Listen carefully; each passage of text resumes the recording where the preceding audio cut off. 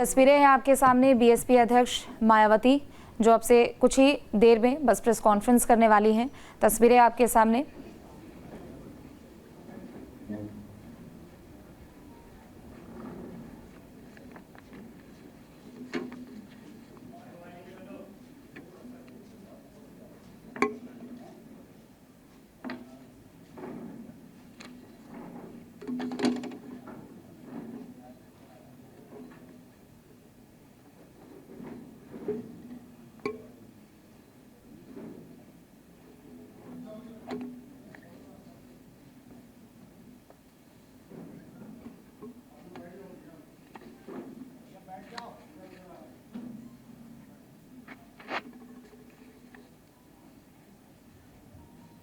Media बंधुओं,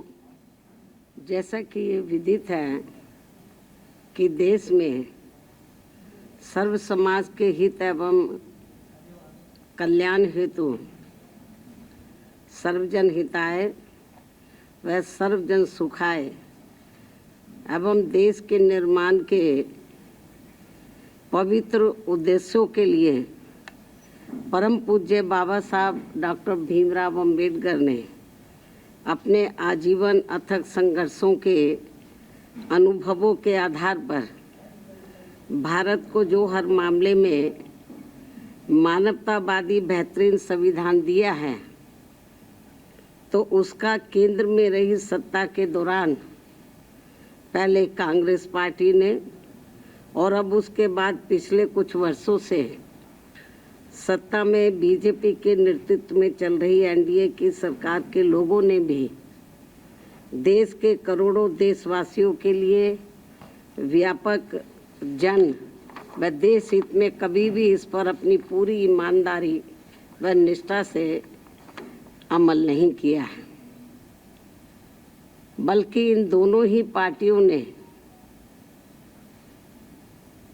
तथा इनके समर्थकों ने भी ज़्यादातर अपनी अपनी पार्टी की विचारधारा, सिद्धांतों एवं अपने राजनीतिक स्वार्थ के तहत संविधान में समय समय पर काफ़ी गैर जरूरी परिवर्तन भी कर दिए हैं, जिसकी देश में एकमात्र अम्बेडकरवादी बीएसपी पार्टी कड़े शब्दों में निंदा करती है, क्योंकि देश के बहुजनों में से खासकर करोड़ों गरीबों, मजदूरों, किसानों, महिलाओं, छोटे व्यापारियों एवं अन्य मेहनतकश लोगों को यही लगता है कि शुरू में केंद्र व देश के अधिकांश राज्यों में भी काफ़ी लंबे समय तक सत्ता में आसीन रही कांग्रेस पार्टी ने और अब बीजेपी ने भी अपनी अपनी सरकार की गलत नीतियों एवं जन विरोधी चाल चरित्र व चेहरे को छिपाने तथा लोगों का ध्यान उन पर से हटाने के लिए ही अब ये ऐसी चालें ही चलती रहती हैं, जिनका क्रम न केवल आज भी जारी है, बल्कि इन मामलों में अक्सर कांग्रेस व बीजेपी ये दोनों पार्टियां अंदर अंदर एक होकर आपस में ही मिली रहती हैं और इनकी सभी अपनी गलत नीतियों एवं कार्यक्रम जनता पर जबरन थोपने व संविधान संशोधन आदि मामलों में ये दोनों पार्टियां दिल में कुछ और, जुबान पर कुछ और के दोहरे चरित्र वाली नीति अपनाकर अंदर अंदर एक हो जाती है। और इस संदर्भ में खासकर आरक्षण संबंधी अनेकों मामले देश के दलितों, आदिवासियों व अन्य पिछड़े वर्गों के लोगों के सामने अभी भी ताज़ा है, जिससे स्पष्ट तौर पर इन वर्गों के साथ साथ जन व देश हित भी प्रभावित होता है और देश की ज्वलंत समस्याएं जनता को दुखी एवं त्रस्त व उनके जीवन को लगातार लाचार और कष्टदायी बनाती रहती हैं, जबकि इन पार्टियों को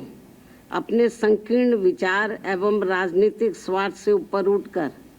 आमजन व देश हित में संविधान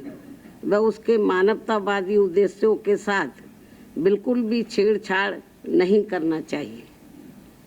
ताकि अपने भारतीय संविधान की पवित्रता हमेशा बरकरार बनी रहे।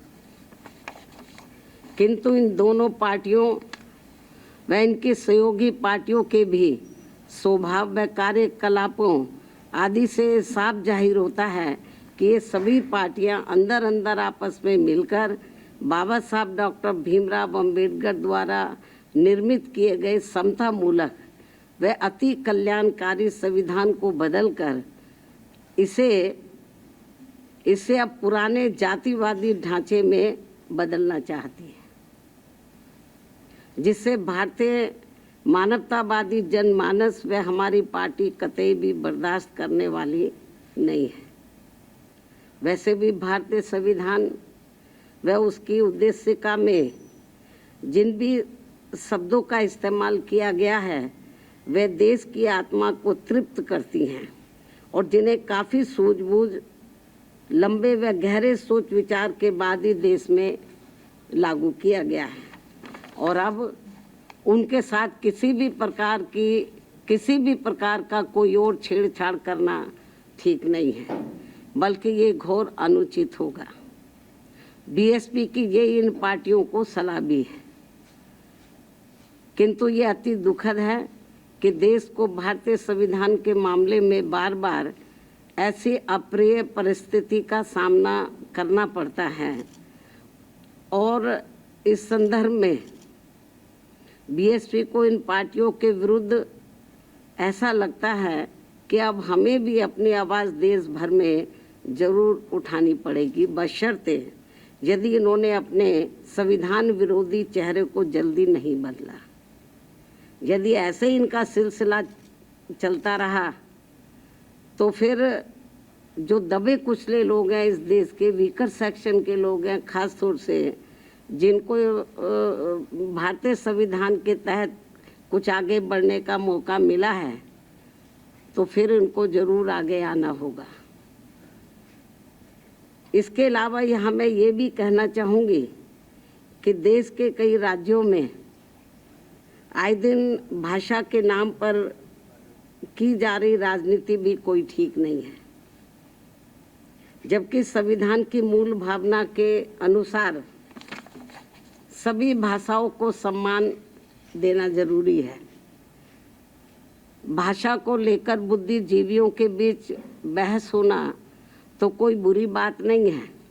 लेकिन इस मामले में सरकारों व पार्टियों के बीच किसी भी प्रकार का टकराव होना देश व जनहित में ठीक नहीं है। साथ ही वोटर लिस्ट में भी सुधार को लेकर जो किस्म किस्म की भ्रामक बातें कही जा रही हैं, तो उसे भी केंद्रीय चुनाव आयोग को अपनी स्थिति को जरूर स्पष्ट करना चाहिए और सभी राजनीतिक पार्टियों को विश्वास में लेकर इस कार्य को पूरा किया जाना चाहिए, ताकि इस अभियान का सही मुख्य लक्ष्य हासिल हो सके। जहाँ तक पिछले कुछ समय से देश में कई धार्मिक कार्यक्रमों को लेकर जो जातीय उन्माद, टकराव व हिंसा की स्थिति पैदा की जा रही है तथा कहीं जातिवादी मानसिकता के तहत खासकर दलित एवं अन्य उपेक्षित वर्गों के लोगों का जो शोषण, अत्याचार व उत्पीड़न आदि किया जा रहा है, ये भी कोई अच्छी बात नहीं है, बल्कि अपने राजनीतिक स्वार्थ की पूर्ति के लिए आपसी भाईचारा बिगाड़ने वाली वास्तव में संविधान की सही मंशा के विरुद्ध ये कार्य होगा, तो इसे लोग बर्दाश्त नहीं करेंगे, जिससे सभी को बचना चाहिए। साथ ही बंगाल सहित पूरे देश में अब कहीं पर भी हमारी महिलाएं पूरे तौर से सुरक्षित नहीं हैं, ये भी बड़ी चिंता की बात है। इस मामले में भी केंद्र व सभी राज्य सरकारों को जरूर ध्यान देना चाहिए। इसके साथ साथ देश में बीच बीच में हो रही आतंकवादी गतिविधियों को भी रोकने के लिए केंद्र सरकार को हमेशा सजग व पूरी तैयारी के साथ रहना चाहिए, ताकि अब आगे कोई भी आतंकवादी संगठन अपने किसी भी मकसद में कामयाब ना हो सके। इसके अलावा इस समय पूरी दुनिया में जो कुछ चल रहा है तो उस पर भी केंद्र सरकार को अपनी पैनी नज़र रखनी चाहिए और इस मामले में कोई भी फैसला लेने से पहले यदि केंद्र की सरकार विपक्ष को भी गुड फेथ में ले लेती है तो ये बेहतर होगा। इन्हीं जरूरी खास मुद्दों के साथ ही अब मैं अपनी पार्टी की गतिविधियों के बारे में भी ये कहना चाहूँगी कि इस वर्ष सन 2025 के शुरू होते ही हमारी पार्टी ने पूरे देश में पार्टी संगठन की समीक्षा करने के साथ साथ इस दौरान सभी स्तर की कमेटियों के गठन करने की तरफ भी विशेष ध्यान दिया है और इस संबंध में मैंने इस वर्ष 29 जनवरी को दिल्ली पार्टी केंद्र कार्यालय में और 2 मार्च को लखनऊ पार्टी प्रदेश कार्यालय में तथा पिछले महीने दिनांक 18 मई को पुणे दिल्ली में पार्टी की ऑल इंडिया की बैठक बुलाई थी, जिसमें उन्हें जरूरी दिशा निर्देश भी दिए गए, जिसकी काफ़ी कुछ जानकारी मीडिया बंधुओं को भी मेरे ट्वीट पर प्रेस नोट आदि के जरिए मिलती रही है, जिन्हें मैं यहाँ फिर से दोहराना नहीं चाहती हूँ। इतना ही नहीं बल्कि इस मामले में यूपी व उत्तराखंड स्टेट की तथा अन्य राज्यों की भी बीच बीच में दिल्ली व लखनऊ में भी अलग अलग से मेरी बैठकें होती रही हैं और वैसे भी ये सिलसिला तब तक चलता रहेगा जब तक पूरे देश में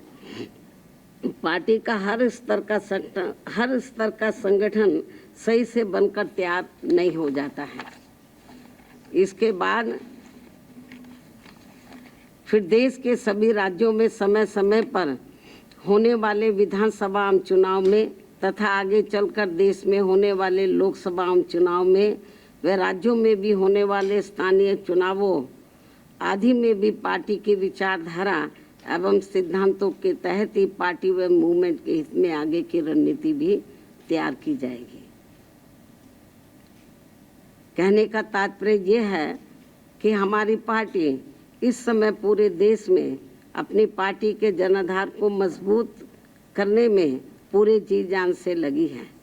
और दूसरी पार्टियों की तरह अपनी पार्टी व मूवमेंट की गतिविधियों को अधिकांश मीडिया व शोबाजी आदि तक की सीमित नहीं रखती है, बल्कि उन्हें ज़मीनी हकीकत में भी अमल में होते हुए देखना चाहती है। इन्हीं ज़रूरी बातों के साथ ही अब मैं आपका धन्यवाद अदा करती हूँ। जय भीम व जय भारत। अब आखिर में यदि आप लोग संबंधित मुद्दों के संबंध में कुछ और पूछना चाहते हैं तो आप एक एक करके सवाल पूछ सकते हैं, वरना मैं आपसे यही रजा लेती हूँ। धन्यवाद। उसका जवाब मैं दे चुकी हूँ। जनरल अकेला इटावा नहीं, पूरे देश में ऐसे आए दिन काफ़ी घटनाएं हो रही हैं, उसका जवाब मैंने दे दिया है। और पूछो।